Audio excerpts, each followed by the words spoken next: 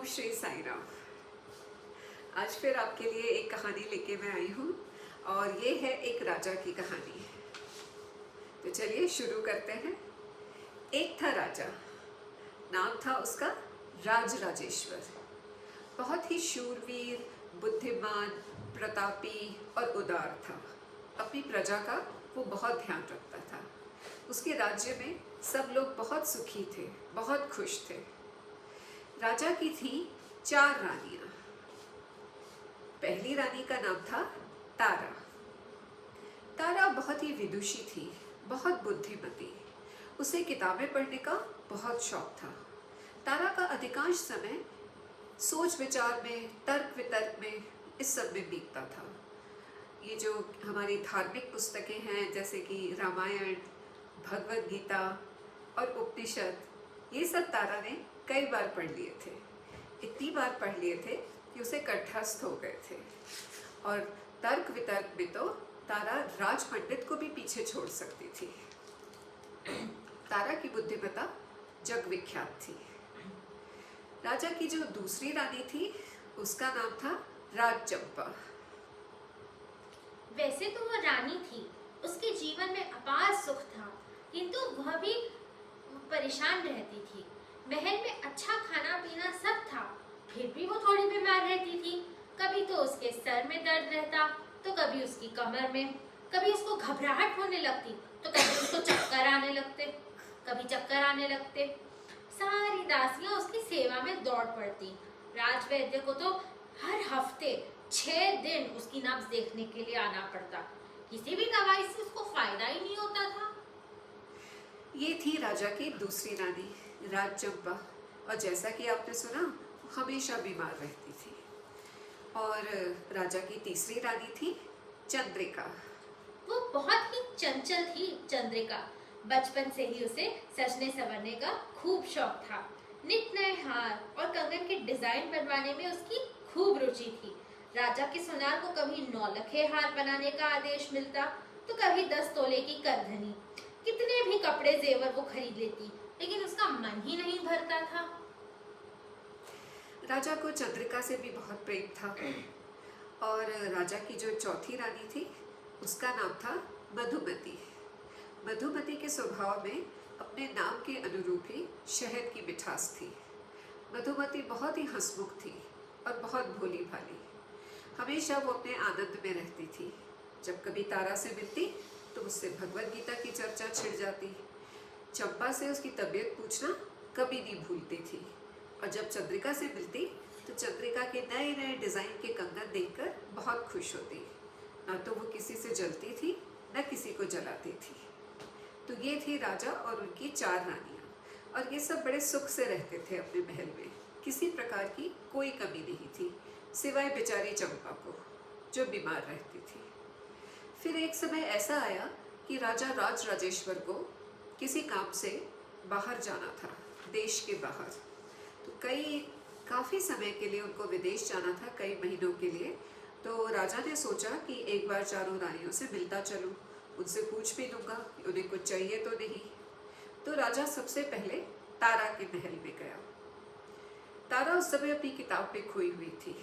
राजा को आया देखकर बहुत खुश हुई। उसने उनका स्वागत किया और बोली, आइए महाराज, बैठिए, आपका स्वागत है।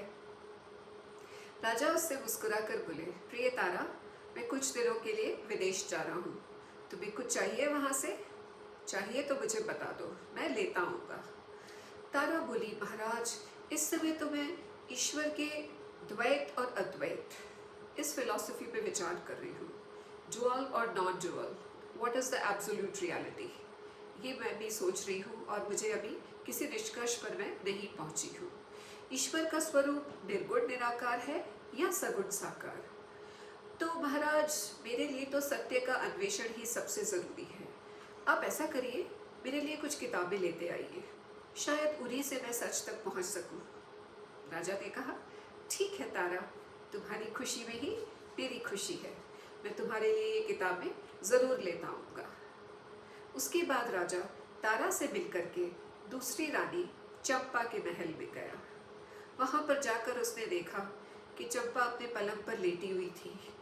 कुछ दासियां उसका सिर दबा रही थी और कुछ उसके पैर।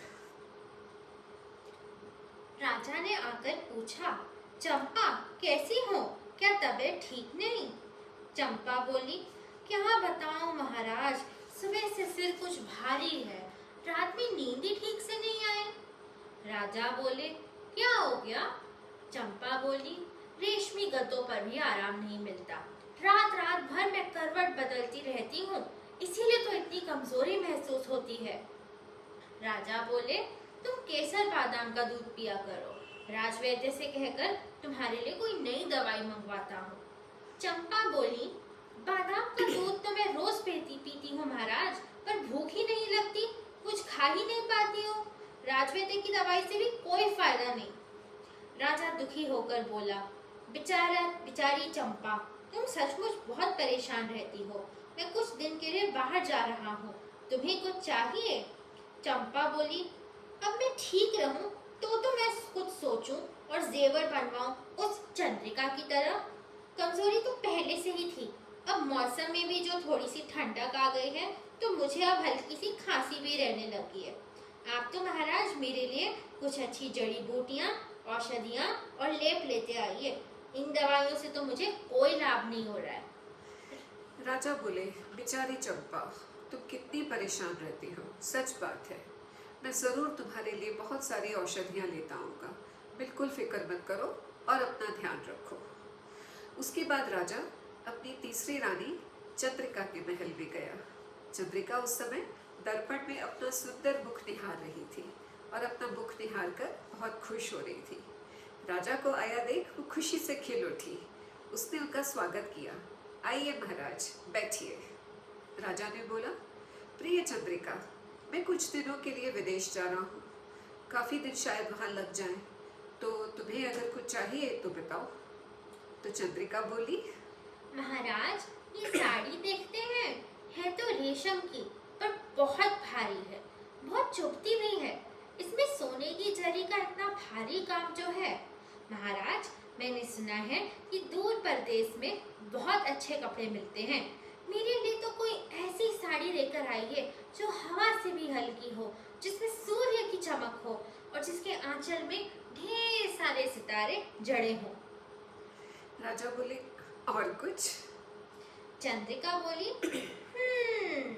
महाराज, ये कंगन देखते हैं, एकदम काले पड़ गए हैं, और ये हार एकदम पुराना सा, आप मेरे लिए हीरे के कंगन लाइए जिनमें सुर्ख लाल माणिक और गहरे हरे पन्ने जड़े हों, साथ में एक मुक्ताहार, एक चंपाकली, एक सोने की मटरमाला, एक सतलड़ा हार और एक हीरे की दमकती श्रृंगार पट्टी, बस इतना ही चाहिए। राजा बोले, जरूर प्रिय चंद्रिका, तुम्हारी खुशी में ही मेरी खुशी है, मैं तुम्हारे लिए ये सब सामान जरूर लेकर आऊँगा। चंद्रिका ने खुशी खुशी राजा को विदा किया। फिर राजा मधुमती के महल में चला गया और चंद्रिका अपने नए नए जेवर और कपड़ों के सपनों में खो गई। राजा मधुमती के महल में गया। मधुमती ने हंसकर राजा का स्वागत किया। राजा ने उसे भी कहा, प्रिय मधुमती, मैं कुछ दिनों के लिए बाहर जा रहा हूँ, थोड़ा समय लग जाएगा, तुम्हें कुछ चाहिए तो बताओ।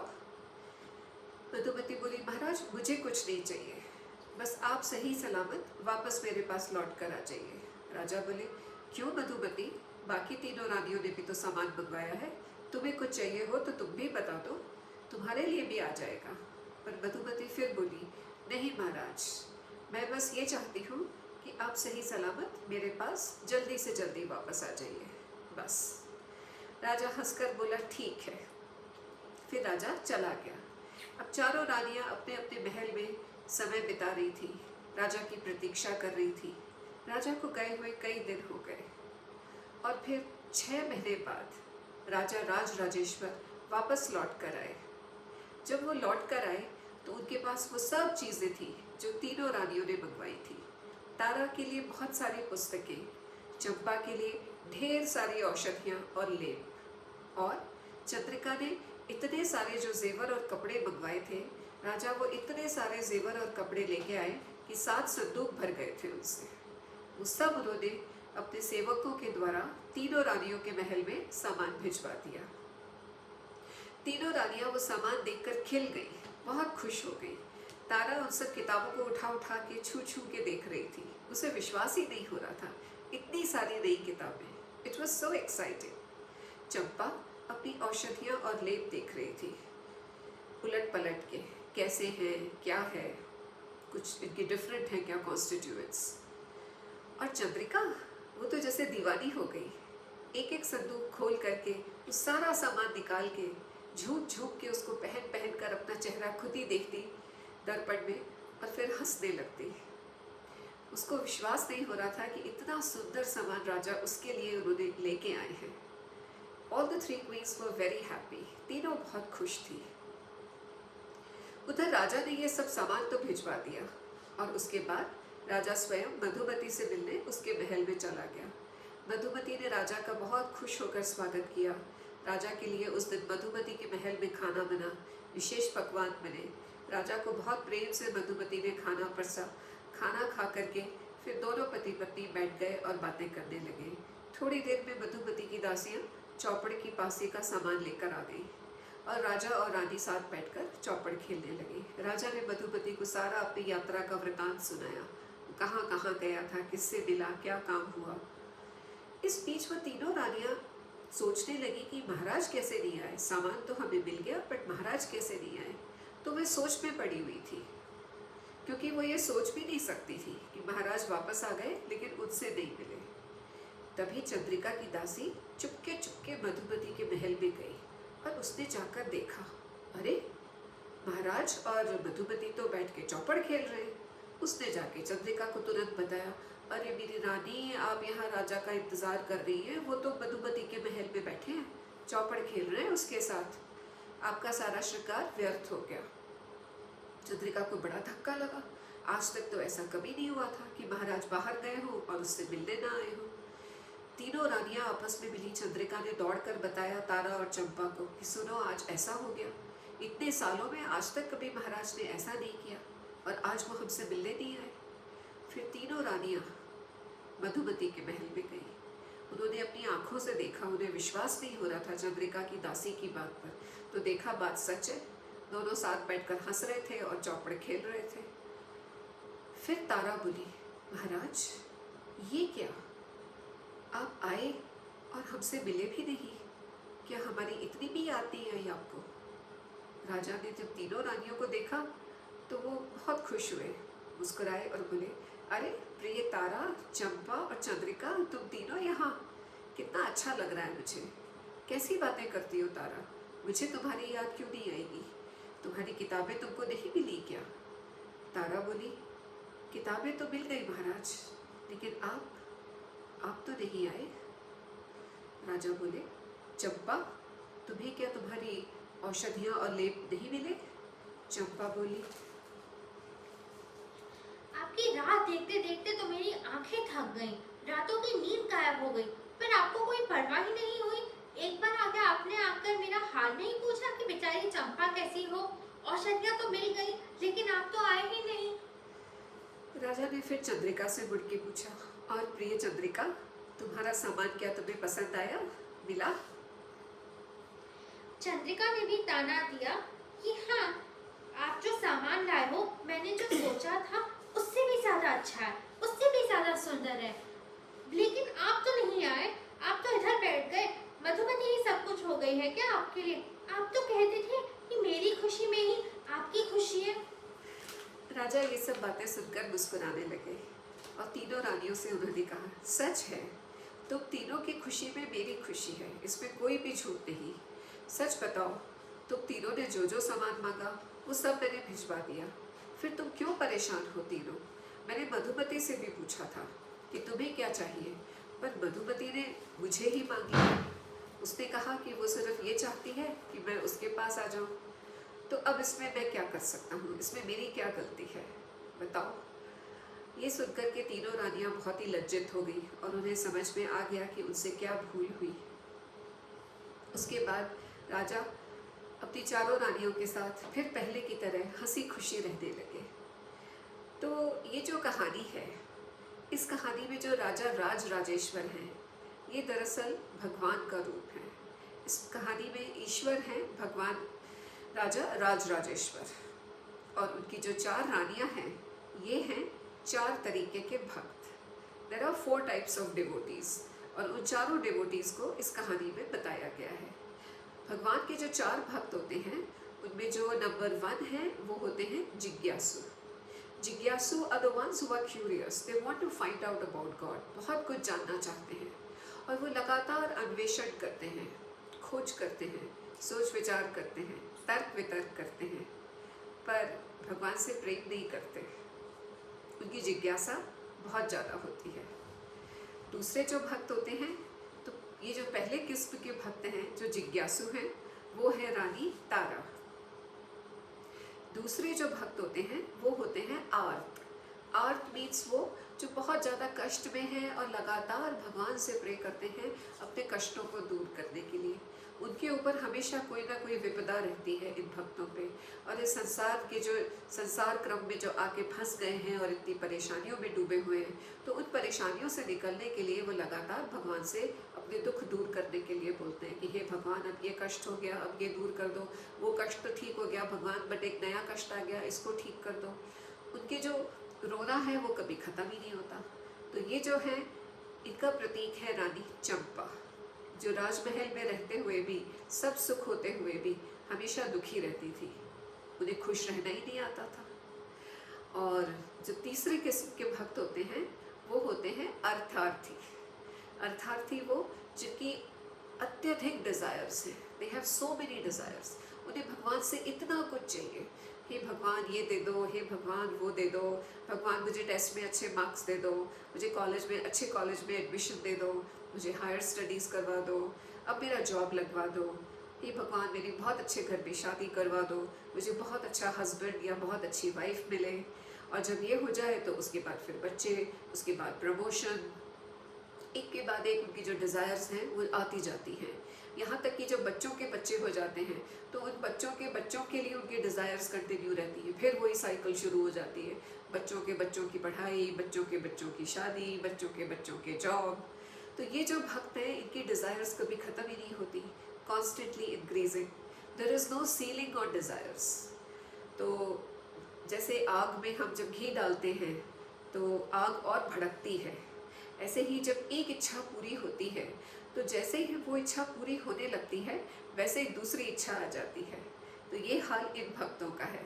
कहने को तो ये बहुत भक्त हैं, मंदिरों में जाते हैं, खूब दर्शन करते हैं, पूजा करते हैं, लेकिन actually it is a transaction. लगातार भगवान से उनको कुछ ना कुछ मांगना होता है। भगवान को इस सबसे कोई फर्क नहीं पड़ता, भगवान को अपने सारे भक्त प्रिय हैं।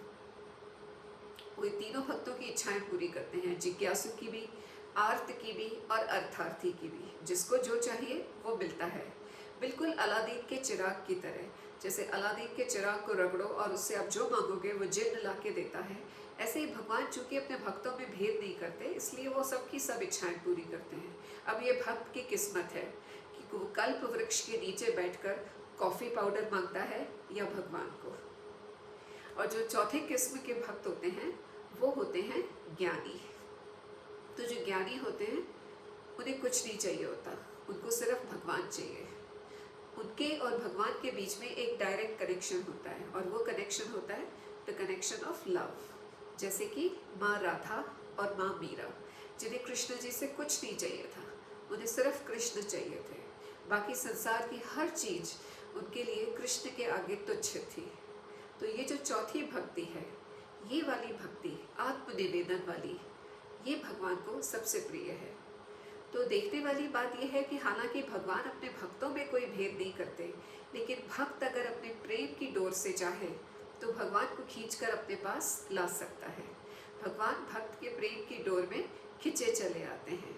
तभी तो कबीर जी ने कहा है, पोथी पढ़ पढ़ जग भया, पंडित भया न कोय, ढाई आखर प्रेम का, पढ़े सो पंडित होए। जय साई राम।